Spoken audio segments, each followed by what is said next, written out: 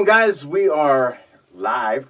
Well, maybe not for you, but we're live here to talk to Master Chance Ward, who's been nice enough to join us right here in person. So this is quite the treat. Thank you very much. I appreciate it. Quite the treat. Thank you. I thought we'd talk about because you know, a lot of people are going to know who you are who are watching this, but there's some people who don't necessarily know who you are. I thought maybe we'd start there. I'm honored. Yeah, I mean, I think, by the way, thank you for being here. He just gave an incredible seminar on bodyguarding and the swords and all kinds of things. Thank you. Quite amazing. I'm glad you guys had fun. That was good. Oh, it was absolutely outstanding. I always love it when you come. Thank you very much. It's always an honor to be here. Well, let me ask you this: how did you get started? How did you get started in this crazy world of martial arts and whatnot? The family driven in the beginning. My father was a decorated Marine Scout sniper in Vietnam. My uncle was Spec Ops with Navy, UDT and stuff that he's done with that. And Navy family. My grandparents, naval officers, Marine, Army, the whole family is military. So I guess it started with a lot of testosterone in the house. Nice. But I've always enjoyed, but I think it started like a lot of us, Bruce Lee, Kung Fu movies, karate movies, Chuck Norris type of stuff. Like the things we were blown up during childhood, like TV shows and movies. I think that spawned a good portion of it. And I was bitten. Once I was bit, it's never ended. Yeah, that's good. So once you started, what did you start in? I mean, what was the first system you really? My first style was judo, Kodokan judo.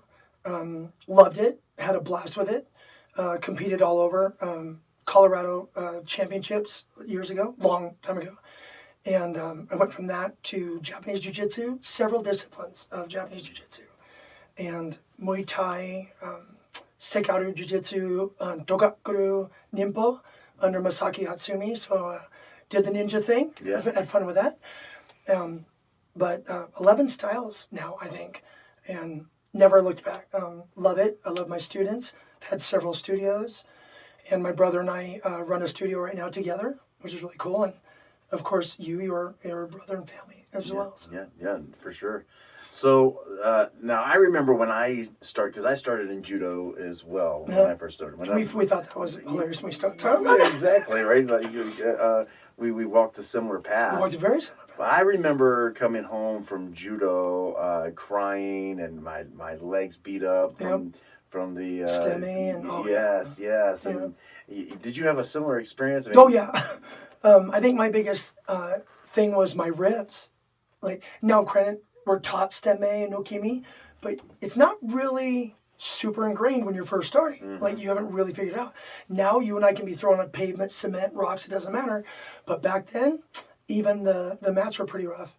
When I first started, we were on a wood floor with just a tatami mat, not what everybody trains on now, the judo and jiu-jitsu mats. But yeah, you felt it, and a lot of it for me was ribs. I had a real hard time dealing with ribs. And my fault, proper breathing, good slap out and distribution of energy. But yeah, my ribs and my arms were pretty trashed. Yeah. I mean, I still feel those early days of judo. All of these decades later. It's like just like you, we had hardwood floors. Right. Yeah, a lot of people either don't believe it or can't fathom it. Well, the floor would float, right? Yeah. I mean, they built it where it they flexed a little bit. So it had just a little bit of give. But it wasn't nothing like what we have nowadays, 2-inch like custom made mats. Students are definitely they got the better version. We kind of paved the way from some harder stuff. Yeah. And before us, it was even harder than we got. Right, exactly. It's we hope it evolves as it goes. Exactly. So I also know that you've done some harrowing. Yes. How was that? How was training in that? Harrowing was the most intensive martial art. It's a military base. The harrowing is what's also taught to the Korean ROK, the Republic of Korean Marines, the ROK Marines. So the training was very visceral. A lot of the training was live blades, not practice blades. Everything was done full speed. And I get that. That's the reality of the test. It was meant to be a militaristic, engaged system. So it didn't have the comforts, and that's a hard thing to say because none of it's comfortable. Everything hurts. But it didn't have the comforts that we're used to in modern stuff, and mostly because of legalities. So you and I both own studios. You can't be the way we used to be without worrying about lawsuits and the different diversities of people's acceptance, what bothers someone, what hurts someone's feelings, and a lot of that does change. In the Huarong, everything was 110%. If they're attacking with a joint lock for weapon acquisition, if you don't have the correct response, whether the response is falling or changing an angle to save yourself, you broke. Your wrist would shatter, your elbows would break, because it was meant to be realistic. It was meant for military. Civilian world was very rare. Right. But they tried to pass it on, and nowadays there's very few Huarong schools in existence. Most of it has modified down to Taisudo, Tongsudo, and of course everybody knows Taekwondo and Hapkido. But yeah, it's an aggressive art. And then as my ranking unveiled, there's a system called Sulsa, the S-U-L-S-A. And the Sulsa warriors were the intrusions of combat. So they were like the ninjutsu. They were the ninjas. They insertion, extraction tactics, concealment, camouflage. So every 2 years, my Huarong family and I would train the Huarong students in Sulsa warrior camps. So shooting live archery and arrows and capture the flag, but midnight tactics, trying to abduct people. Like it's trained to be militaristic. Wow, and you showed it. Like scars and injuries from live training. I bet. It's a rare art. It's very aggressive. Did you find your love for weaponry from that experience? I'd say that was a good kindling for it. It certainly started a fire. I've always loved knives. I love edged weapon tactics. Knives and swords, whether it's Chinese or Japanese, Filipino, I teach karika.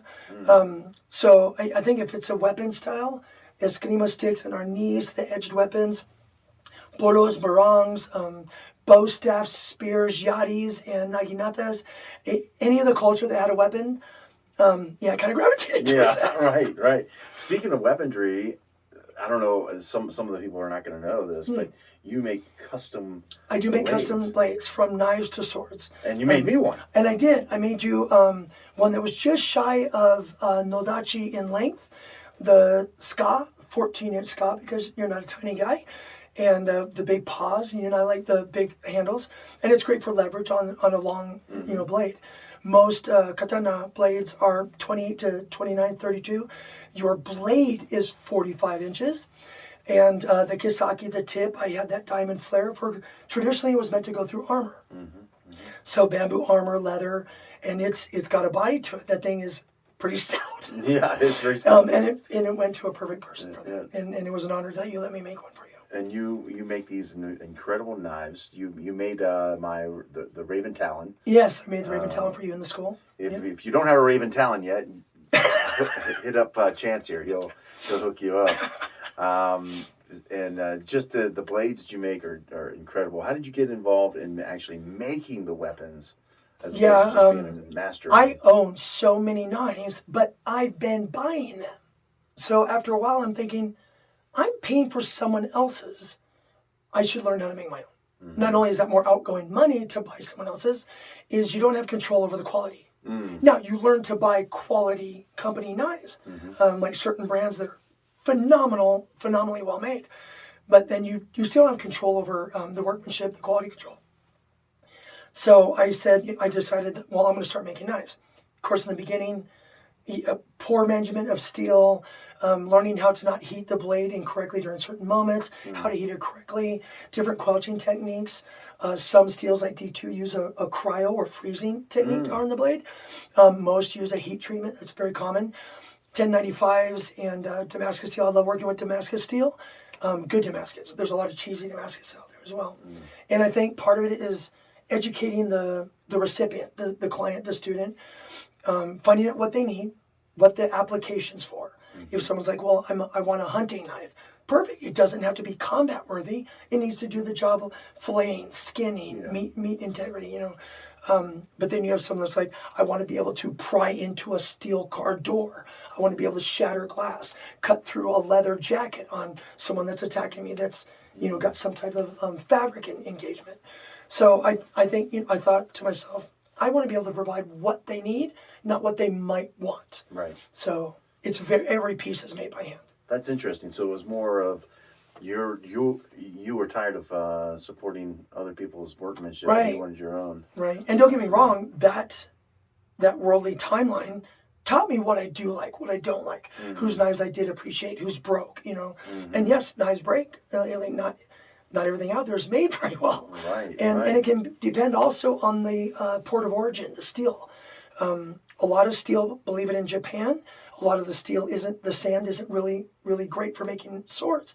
Certain cities and parts of Japan, the sand is stronger, less pollution, less integration of poor subjects. Like pollution's a big thing. It can change a lot of things. Huh. So like Chinese steel isn't really great, but there's a lot of pollution. There's a lot of other things that play factors in the quality of the sand.